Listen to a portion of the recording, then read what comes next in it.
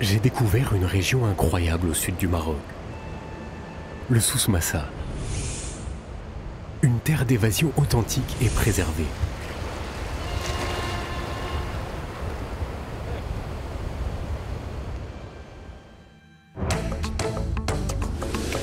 Mon voyage commence à Agadir, l'une des plus belles baies du monde.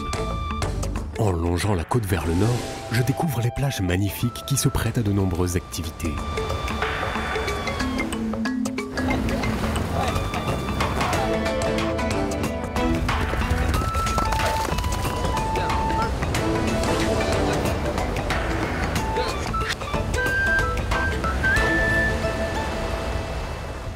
Je quitte le littoral.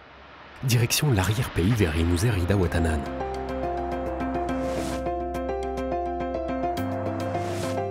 En quelques minutes, le décor change.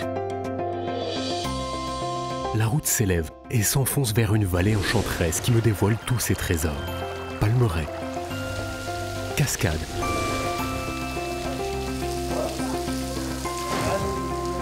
ou encore la plus grande grotte explorée en Afrique.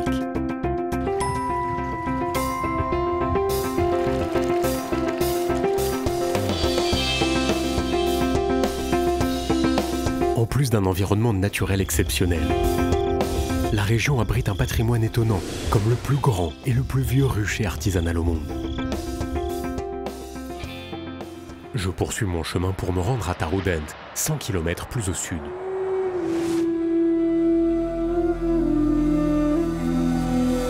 Sur la route, je traverse des champs d'arganiers. J'apprends que la région est une large réserve de biosphère de l'arganeraie classée patrimoine mondial par l'UNESCO et haut lieu du tourisme durable et responsable.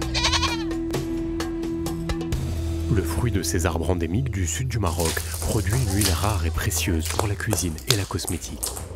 Par exemple, à partir de l'huile d'argan, on fabrique l'amlou, une spécialité à base d'amandes et de miel. Un vrai régal.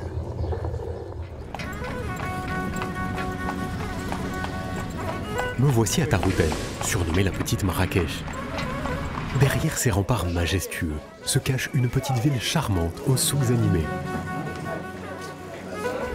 Non loin d'ici, je découvre à Dodane la palmeraie de Tiout et sa casbah, avec ses palmiers dattiers qui s'étendent à perte de vue.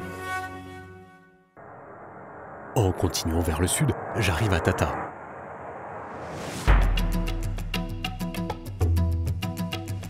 J'y découvre avec bonheur une très belle palmeraie. Le dépaysement est total.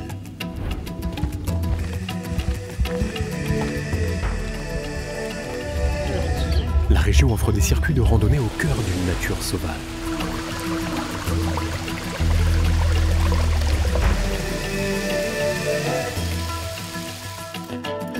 Mais Tata présente aussi un intérêt pour son artisanat, qui se lie dans l'architecture des maisons et de ses tataouis, ces faux plafonds en bois coloré, typiques de la région.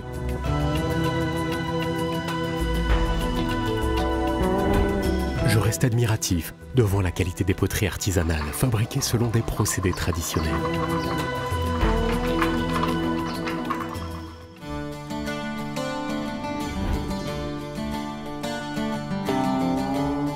Plus au sud, Akka mérite le détour avec son oasis et son minaret du XIIe siècle.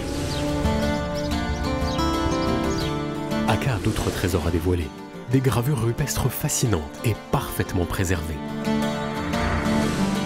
Ou encore une citadelle majestueuse qui se dresse sur le bord d'une falaise rocheuse.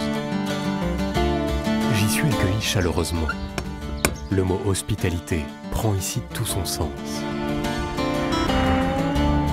Je m'enfonce toujours plus loin dans ce désert de pierre en direction de Tissint.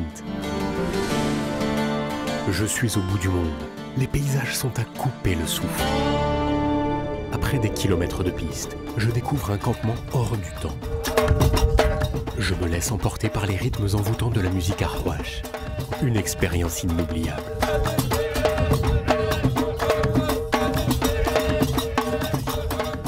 Je reprends mon circuit vers la province de Tiznit.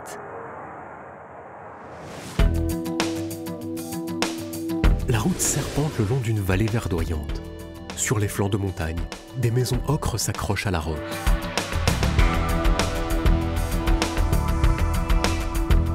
À Tafraout, je m'étonne de ces rochers peints. Je suis plongé dans un décor minéral où les montagnes prennent des formes improbables. quelques kilomètres, une curieuse formation rocheuse surnommée le Chapeau de Napoléon surplombe le village pittoresque d'Agardoudan. En quelques minutes, le décor change. Une nouvelle vallée émaillée de nombreux petits villages pittoresques me dévoile tous ses charmes. Je suis dans un vrai jardin d'Éden qui met tous mes sens en éveil. Au plus près de la population et de ses coutumes, je vis en totale immersion.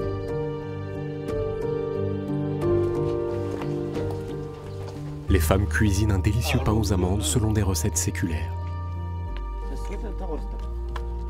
Ici, je prends le temps à savourer un thé à la menthe.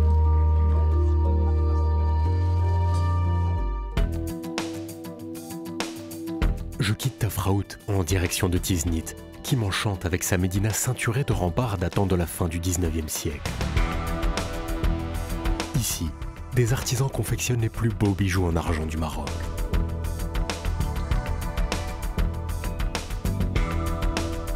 La région de Tiznit séduit aussi les visiteurs à la recherche d'un mode de vie authentique. Les nombreuses maisons d'hôtes sont autant de havres de paix, confortables et chaleureuses.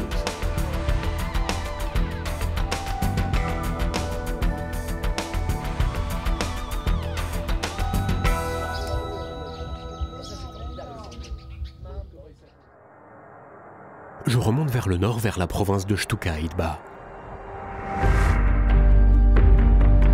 Enfin les voilà, les fameux Igoudars, ces greniers collectifs, véritables forteresses, qui renfermaient les récoltes si précieuses pour les villageois.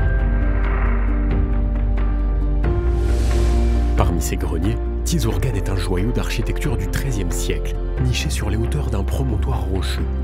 Un vrai coup de cœur.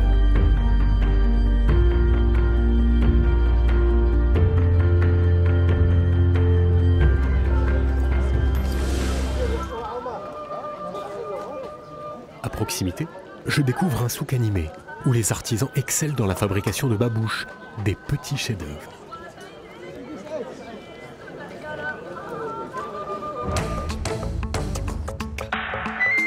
En longeant le littoral vers le nord par la Nationale 1, je me rends à Inesgan. Une ville réputée pour son activité commerciale. Avec ses nombreux marchés, elle est un lieu important du commerce de fruits et légumes de tout le Maroc.